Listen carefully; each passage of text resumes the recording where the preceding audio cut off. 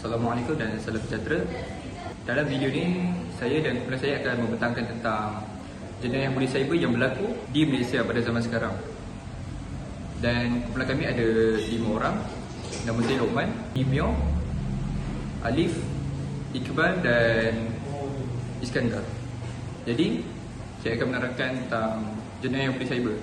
Kemajuan pesat dalam teknologi maklumat dan komunikasi telah mencetuskan revolusi dalam cara manusia berinteraksi, bekerja, berniaga dan mendapatkan maklumat. Namun, di sebalik manfaat besar yang disediakan oleh teknologi moden ini, terdapat satu ancaman yang semakin meningkat di Malaysia. Berkaitan kes jenayah cyber adalah satu kebimbangan kepada masyarakat sebab mendapat tekanan darah, stres dan banyak lagi. Saya Miakaman Akil akan menceritakan sedikit tentang jenayah cyber. Jenayah cyber merujuk kepada aktiviti jenayah yang dilakukan menggunakan komputer, rangkaian atau internet. Jenayah ini boleh membahayakan keselamatan individu, organisasi atau bahkan negara. Beberapa jenis utama jenayah cyber termasuklah penipuan dalam talian. Penipuan dalam talian ialah jenayah yang termasuk skema penipuan yang menggunakan platform digital untuk menipu mangsa. Antara contoh penipuan, mereka boleh menggunakan email, message teks atau bahkan laman web sawang yang palsu. Seterusnya kita ada penggodaman ataupun lebih sering dikenali dalam bahasa Inggerisnya hacking. Penggodam boleh mendapatkan akses tanpa izin ke sistem komputer, akaun peribadi atau pangkalan data untuk mencuri maklumat berharga seperti nombor kad kredit, kata laluan dan data peribadi. Yang ketiga, kita ada ransomware.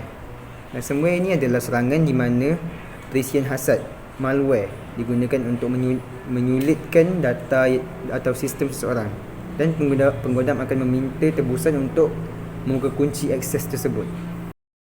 Assalamualaikum. Nama saya Alif Fidaus. Jadi saya akan sambung kepada faktor-faktor peningkatan jenayah cyber. Baik, yang pertama saya akan terangkan tentang peningkatan pengguna internet. Semakin ramai orang di Malaysia mengakses internet untuk pelbagai tujuan seperti perbankan dalam talian, pembelian atas talian dan juga komunikasi. Ini juga membuka ruang lebih luas kepada penjenayah cyber untuk menjalankan kegiatan mereka. Untuk kedua, jurang kesedaran keselamatan cyber. Di era kemajuan teknologi ini, semakin ramai pengguna mengakseskan internet, juga sekaligus membuka ruang kepada jenayah-jenayah cyber untuk melakukan kegiatan mereka. Tetapi, ramai rakyat Malaysia dan peniaga-peniaga kecil di dalam negara kita ini tidak menyedari bahawa tahap ancaman cyber ini semakin luas dan mereka tidak tahu cara-cara dan langkah-langkah yang boleh diambil untuk melindungi diri mereka. Dan akhir sekali, peralihan kepada dunia digital. Dengan kemajuan ekonomi digital dan penggunaan sistem dalam talian yang meluas seperti perbankan dalam talian dan e-dagang, risiko pendedahan terhadap serangan cyber semakin meningkat. Pendek katanya, kata laluan, maklumat penting seperti dokumen, kad pengenalan dan nombor PIN bank mudah terdedah kepada jenayah cyber. Besar jenayah cyber, larang individu, kehilangan wang, mangsa sering rugi wang akibat kecurian data, akses tanpa izin mereka. Kedua, trauma emosi, mangsa mungkin rasa takut dan stres lepas serangan cyber. Kehilangan data peribadi seperti gambar dan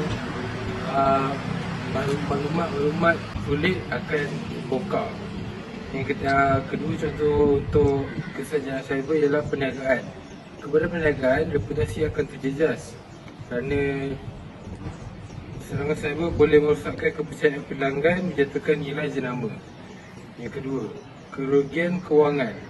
Syarikat mengalami kos besar untuk pemulihan untuk membangunkan semula sistem mereka. Yang ketiga, gangguan operasi. Serangan seperti ransomware boleh menyebabkan kesan negatif kepada produktiviti mereka. Yang terakhir ialah kerajaan dan negara. Ancaman dan keselamatan. jika data kerajaan dicuri atau digodam, keselamatan negara akan terjejas. Hari sekali lah ekonomi digital terjejas. Kerana keyakinan dalam keselamatan atas harian boleh merencatkan perkembangan ekonomi digital Malaysia. Kali ini saya akan terangkan tentang langkah-langkah untuk pencegahan jenayah cyber di negara kita. So, yang pertama adalah dari segi kesedaran dan pendidikan. Di sekolah, guru-guru perlu mengajar anak-anak muridnya supaya sedar bahawa buli cyber ataupun jenayah cyber ini sangat bahaya kepada masyarakat kita sebab ini boleh mengakibatkan kes pembunuhan diri, meraung dan banyak lagi lah. Dan yang kedua adalah dari segi perundangan dan penguatkuasaan. Kerajaan perlu menguatkuasa undang-undang di negara kita yang mana kalau komen yang tidak baik ataupun melakukan kutuk orang di internet itu adalah satu salah dan perlu dikenakan denda yang setara.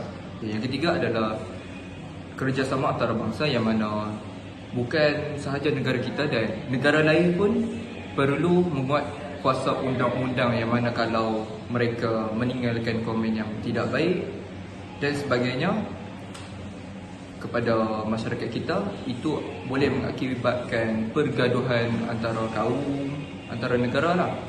Seperti di negara Amerika yang mana Amerika yang rakyatnya yang berkulit putih tidak suka akan ataupun menganggap orang yang berkulit hitam itu adalah hamba dan mereka ada yang tidak suka.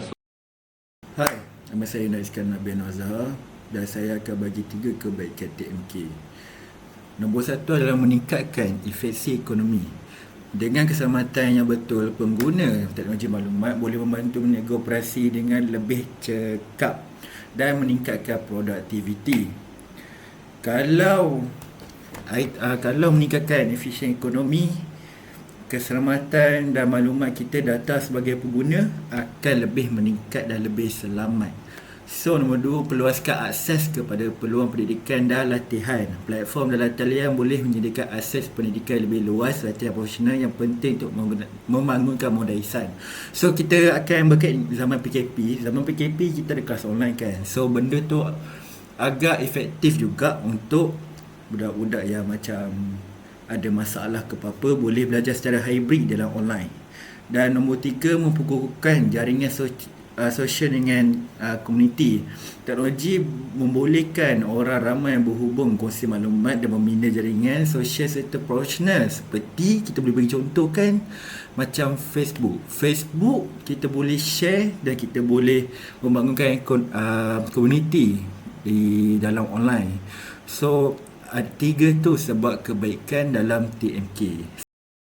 Hari ini saya bersama Acap daripada Prestige 3 untuk beberapa soalan tentang jenayah cyber. Okey Acap, apakah anda pernah menjadi mangsa jenayah cyber? Saya pernah. Kenapa tu? Apa jadi? Saya kena bully. Kena bully? Awak dikecam di media sosial? Ya. Tindakan saya terhadap pelaku tersebut, saya maafkan dia. Lepas tu saya buat aduan. Okay. Bagi pendapat anda, apakah langkah-langkah yang boleh kita buat untuk atasi masalah ini? Sebenarnya benda ni kita boleh je abaikan. Tak pun kita biar je kan orang nak kecam kita ke apa. Sekian, terima kasih daripada Acap dan saya Muhammad Iqbal. Okey. Jadi nama saya Luqman dan ini mangsa-mangsa kita. Jadi untuk soalan pertama, apakah pendapat abang tentang jenayah buli cyber yang berlaku pada zaman sekarang? Saya kalau bagi saya tu dia kekecaman di netizen lah. Yang positif tak ambil yang kecam tu bersalah masyarakat macam nilai orang nilai gitu.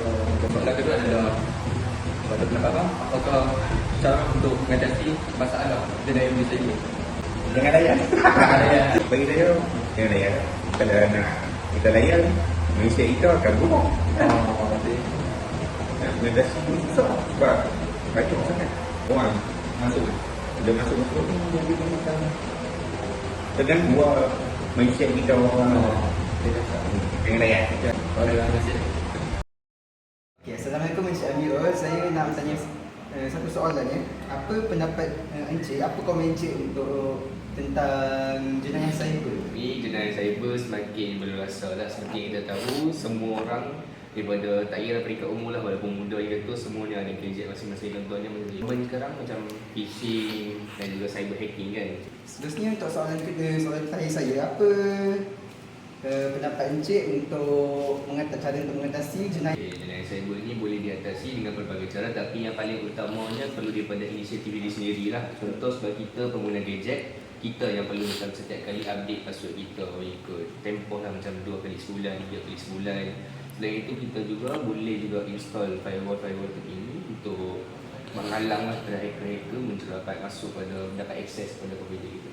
Okey. Terima kasih untuk pengungsian ilmu daripada Encik Amirul. Kesimpulannya, walaupun kemajuan dalam teknologi maklumat dan komunikasi TMK membawa banyak manfaat kepada masyarakat, ia juga membuka pintu kepada ancaman baru iaitu jenayah cyber dan sebagainya. Oleh itu, kesedaran pendidikan serta pengguna teknologi yang bertanggungjawab dan selamat adalah penting untuk memastikan kemajuan ini tidak menjadi ancaman keselamatan individu, perniagaan dan negara. Sekian, terima kasih.